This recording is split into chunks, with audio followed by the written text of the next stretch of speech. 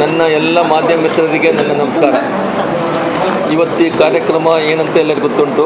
ಬೈಂದೂರು ತಾಲೂಕಿನ ಹಿರಂಜಲ ಗ್ರಾಮದ ಇತಿಹಾಸ ಹಾಗೂ ಪೌರಾಣಿಕ ಪ್ರಸಿದ್ಧವಾದ ಗುಡಿಮಾಲಿಂಗೇಶ್ವರ ದೇವಸ್ಥಾನಕ್ಕೆ ನೂತನ ರಾಜಗೋಪುರ ನಿರ್ಮಿಸಲಾಗಿದ್ದು, ಇದರ ಸಮರ್ಪಣಾ ಕಾರ್ಯಕ್ರಮದ ಅಂಗವಾಗಿ 23ರಿಂದ 27ರವರೆಗೆ ಈ ಕ್ಷೇತ್ರದಲ್ಲಿ ವಿವಿಧ ಧಾರ್ಮಿಕ ಕಾರ್ಯಕ್ರಮ ಎಲ್ಲ ನಡೆಯಲಿದೆ. ಈ ಧಾರ್ಮಿಕ ಕಾರ್ಯಕ್ರಮ ನಡೆಯಲಿಕ್ಕೆ ಕಾರಣ ನನ್ನ ತಾಯಿ ಗುಲಾಬಿ ಶೆಟ್ಟಿ ಹಾಗೂ ನಾರಾಯಣ ತಂದೆ ಗುಲಾಬಿ ಶೆಟ್ಟಿ ಅವರ ಕನಸಂತೆ ರಾಜಗೋಪುರ ಮಾಡಬೇಕಂತ ಭಾಳ ವರ್ಷದಿಂದ ಅವರ ಕನಸಿತ್ತು. ಆ ಕನಸನ್ನು ಈಡೇರಿಸಿಕೊಟ್ಟಾಗಿ ನಾನು ನಮ್ಮಮ್ಮನ ಕುಟುಂಬವರು ಎಲ್ಲರೂ ಸೇರಿ ರಾಜಗೋಪುರ ನಿರ್ಮಾಣ ಮಾಡಿದ್ದೀವಿ. ಹಾಗೆ ಅದೇ ದಿನ ಅತಿರುದ್ರ ಯಾಗ, ಯಾರೇನು ಹೇಳಿಕೇನಿಲ್ಲ, ನಾನೇ ಅಂದ್ಕೊಂಡು ನಮ್ಮ ದೇವಸ್ಥಾನದಲ್ಲಿ ಒಂದು ಅತಿರುದ್ರ ಮಾಡಬೇಕು, ಈಶ್ವರನಿಗೆ ಒಂದು ಕಲೆ ಬರಬೇಕು ಅಂದ್ಕೊಂಡು ಬಿಟ್ಟರೆ ಅದಕ್ಕೆ ಆ ಗೋಪುರದೊಳಗೆ ಅತಿರುದ್ರ ಯಾಗನೂ ನೆರವೇರಿಸ್ತಿದ್ವಿ.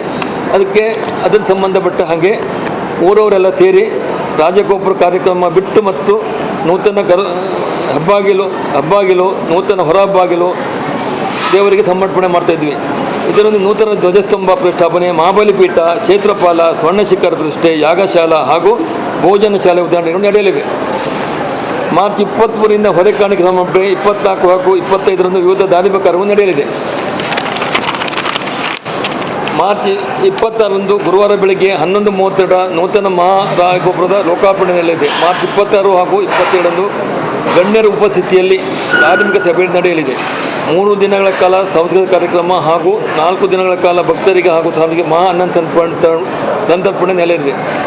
ಈ ಕಾರ್ಯಕ್ರಮವು ಒಳ್ಳೆಯ ರೀತಿಯ ನಡೆಯಬೇಕೆನ್ನುವ ಕಾರಣಕ್ಕಾಗಿ ಊರಿನ ಹಿರಿಯರ ಮಾರ್ಗದರ್ಶನದಲ್ಲಿ ಕಳೆದ ಕೆಲವು ದಿನಗಳಿಂದ ಇಲ್ಲಿ ಯುವಕರು ಸಂಘಟಿತರಾಗಿ ಕೆಲಸ ಕಾರ್ಯಗಳು ಮಾಡುತ್ತಿದ್ದಾರೆ. ಊರ ಪ್ರಮುಖರನ್ನು ಸೇರಿಸಿಕೊಂಡು ವಿವಿಧ ಸಮಿತಿಗಳು ರಚಿಸಲಾಗಿದೆ. ಆಡಳಿತ ಮಂಡಳಿ ಹಾಗೂ ಅರ್ಚಕರ ಮಾರ್ಗದರ್ಶನದಲ್ಲಿ ಕಾರ್ಯಕ್ರಮದ ಎಲ್ಲ ಪೂರ್ವ ಸಿದ್ಧತೆಗಳು ಮಾಡಿಕೊಳ್ಳಲಾಗಿದೆ.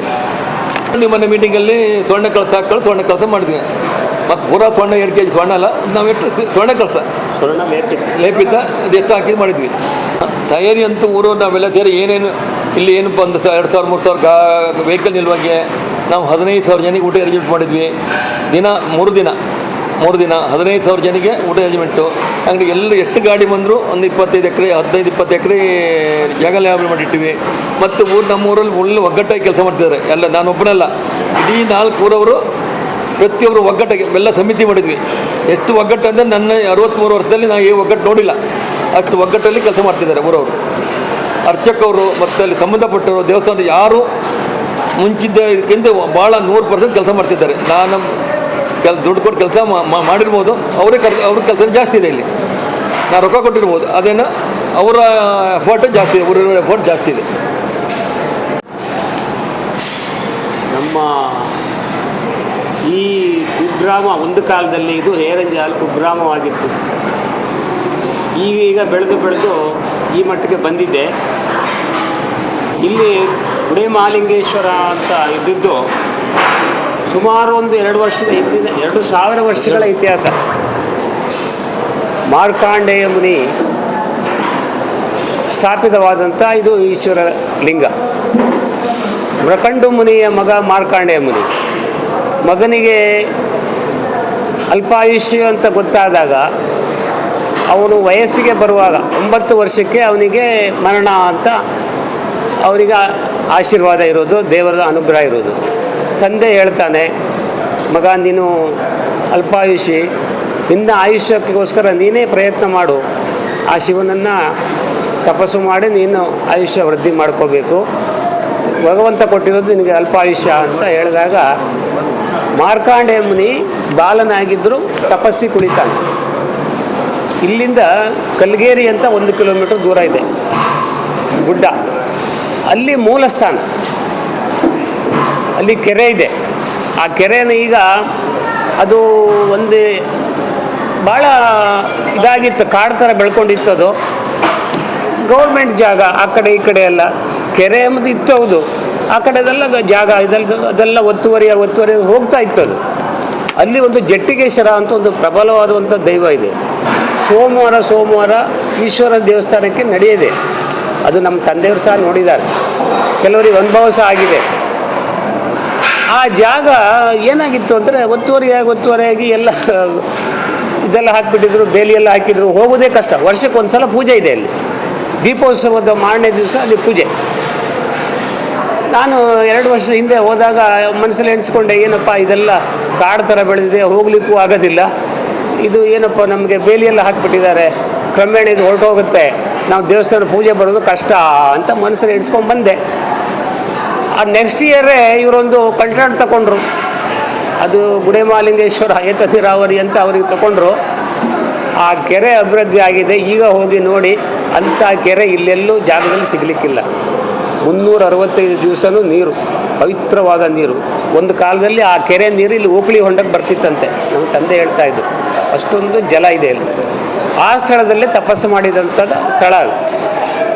ಆಗ ಮಾರ್ಕಾಂಡೇಯ ಮುನಿಗೆ ಶಿವ ಒಲಿದು ದೀರ್ಘಾಯುಷ್ಯ ಮಾಡಿ ಆ ನಂತರ ಅದನ್ನೇ ಪೂಜೆ ಮಾಡಿಕೊಂಡು ಬಂದು ಅಲ್ಲಿದ್ದ ಲಿಂಗ ಅಂತಂದು ಇಲ್ಲಿ ಗುಡಿಯಲ್ಲಿಟ್ಟು ಪೂಜೆ ಮಾಡಿದ.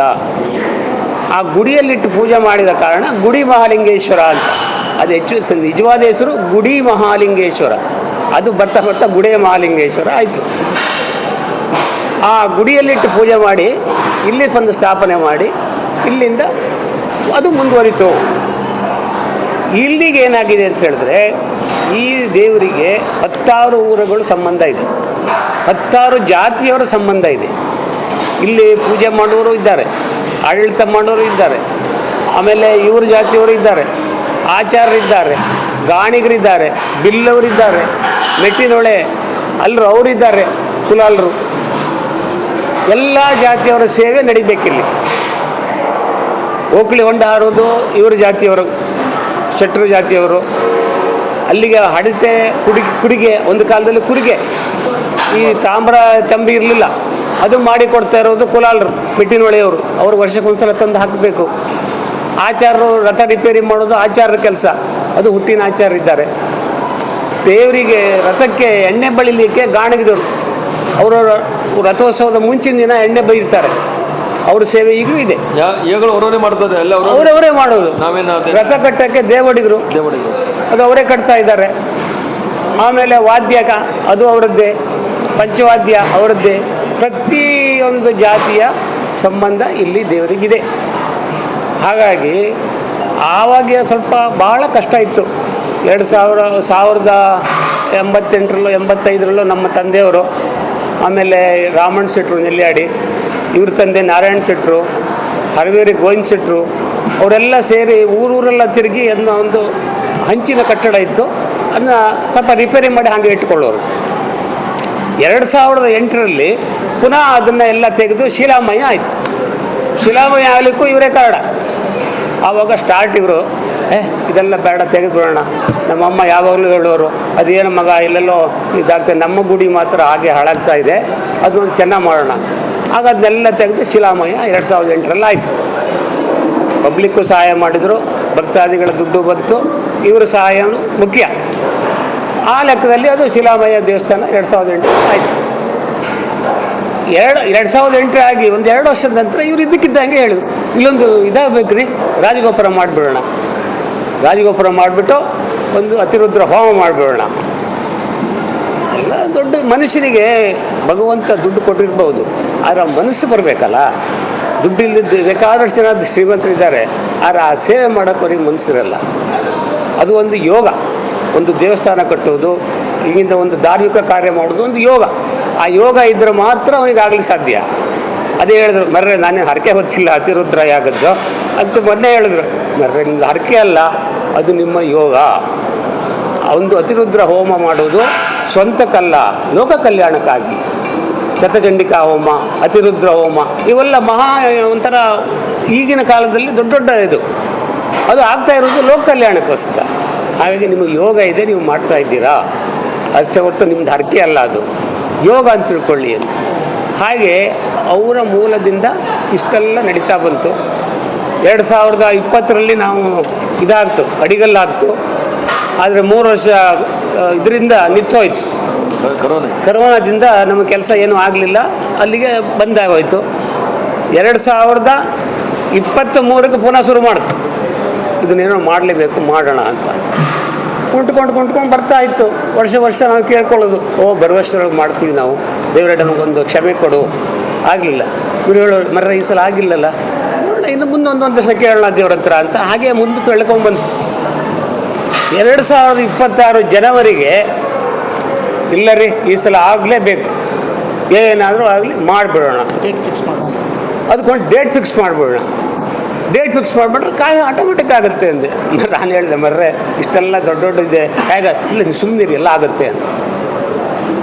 2026 ಜನವರಿಯಿಂದ ಸ್ಟಾರ್ಟ್ ಆದವರೆಗೂ 3 ತಿಂಗಳಲ್ಲಿ 3 ವರ್ಷ ಆಗದಿದ್ದ ಕೆಲಸ ಆಗೋಯ್ತು.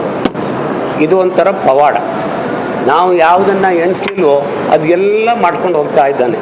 ಎಲ್ಲಿವರೆಗೆಂದು ನಾವು ರೋಡ್ ಸಹ ಎಣಿಸಿರಲಿಲ್ಲ, ರೋಡು ಆಯಿತು. ಇಲ್ಲಿ ಒಂದು ಎಲ್ಲ ಮಾಡಿತು. ಕೆಳಗಡೆ ಒಂದು ನಾಗಬನ ಇತ್ತು. ನಾವು ಒಂದಿನ ಹಿಂಗೆ ಮೀಟಿಂಗ್ ಹೇಳಿದು ಕೆಳಗಡೆ ಹೋಗ್ತಾ ಇತ್ತು. ಇದನ್ನು ನೋಡಿ ಅಯ್ಯೋ ಮರ್ರೆ ಈ ನಾಗಬನ ಹಿಂಗೆ ಉಳಿದೋಗ್ಬಿಡ್ತಲ್ಲ ಅಂದರು. ನಾನು ಹೇಳಿದೆ ನಾಗಬನಕ್ಕೆ ಅದಕ್ಕೆಲ್ಲ ಪ್ರೊಸೀಜರ್ ಇದೆ, ಜಲಸ್ತಂಭನ ಮಾಡಬೇಕು, ಕ್ರಮ ಪ್ರಕಾರವಾಗಿ ಅದು ಪ್ರತಿಷ್ಠೆ ಆಗಬೇಕು ಅಂತ. ಭಟ್ರ ಹತ್ರ ಕೇಳ್ತು, ಇಲ್ಲ ದೇವಸ್ಥಾನದ 12 ದಿವಸ ಮಾಡ್ಬೋದು. 12 ದಿವಸ ನಮ್ಗೆ ದಿವಸ ಇದೆ, ಮಾಡಿಬಿಡೋಣ, ಶುರು ಮಾಡಿಬಿಡಿ ಅಂತ. ಅದು ಆಗೋಯ್ತು. ಅದು ಈಗ ನಾಡ್ದು 25ನೇ ತಾರೀಕು ಅದು ಪ್ರತಿಷ್ಠಾಪನೆ ಆಗುತ್ತೆ. ಓಕಳಿ ಹೊಂಡಕ್ಕೆ ಕಂಬ ಇವ್ರ ತಂದೆನೇ ತಂದು ಹಾಕಿದ್ರು. ಆ ಕಾಲದಲ್ಲಿ 2 ದೊಡ್ಡ ಶಿಲೆ ಕಂಬ ತಂದು ಹಾಕಿದರು. ಅದು ಒಂಥರ ಶೇಪ್ ಇರಲಿಲ್ಲ, ಕಲ್ಲು ಕಂಬ. ಮೊನ್ನೆ ಯಾರೋ ನೋಡಿದೋಡು ಏನು ರೀ ಇದು ಈ ಥರ ಇದೆ, ಇದೊಂದು ಯಾಕೆ ಮಾಡೋದಿಲ್ಲ ಅಂತ. ಅದು ಅದಕ್ಕೂ ಆಗೋಯ್ತು. ಅದು ಈಗ ಹೊಸ ಕಂಬ ಆಗೋಯ್ತು. ದೇವಸ್ಥಾನ ಮೊನ್ನೆ ಇದಕ್ಕೆ ಮಾಡಿದಾಗ ಇಲ್ಲಿ ಶೀಟ್ ಹಾಕ್ಸ್ಬೇಕಿತ್ತು, ಶೀಟ್ ಹಾಕ್ಸಿಲ್ಲ, ಅರ್ಧಕ್ಕೆ ಮಾತ್ರ ಹಾಕಿತ್ತು, ಮುಂದೆ ಹಾಕ್ಸಲಿಲ್ಲಲ್ಲ. ಶೀಟ್ ಒಂದು ಹಾಕ್ಸ್ಬಿಡೋಣ, ಶೀಟ್ ಅದು ಆಗೋಯ್ತು. ಹಾಗೆ ನಾವು ಯಾವುದನ್ನು ಎಣಿಸ್ಲಿಲ್ವೋ ಅದು ಎಲ್ಲ ಭಗವಂತ ಮಾಡಿಸ್ಕೊಂಡಿದ್ದಾನೆ. ಇದೊಂಥರ ಪವಾಡ. ನಾವು ನಿಮಿತ್ತ ಮಾತ್ರ, ಕಾರಣ ಭಗವಂತ. ಅದೇ ರೀತಿ ಅನುಕೂಲ ಮಾಡಿಕೊಟ್ಟಿದ್ದಾನೆ ಭಗವಂತ. ಎಲ್ಲರಿಗೂ ಒಂದು ಅನುಗ್ರಹಿಸಲಿ, ಅದೇ ರೀತಿ ಮುಂದುವರಿಲಿ. ಅವರ ಕುಟುಂಬನೂ ಸಂಪುಟವಾಗಿರಲಿ, ಎಲ್ಲ ಸಮಸ್ತ ನಾಗರಿಕರಿಗೂ ಭಗವಂತ ಒಳ್ಳೆಯದು ಮಾಡಲಿ ಅಂತ ನಾವು ದೇವರ ಹತ್ರ ನಿತ್ಯ ಪ್ರಾರ್ಥನೆ ಮಾಡಿ ನಾವು ಕೇಳ್ಕೊತಾ ಇದ್ದೇವೆ. ನಿಮಗೆಲ್ಲರಿಗೂ ವಂದನೆಗಳು.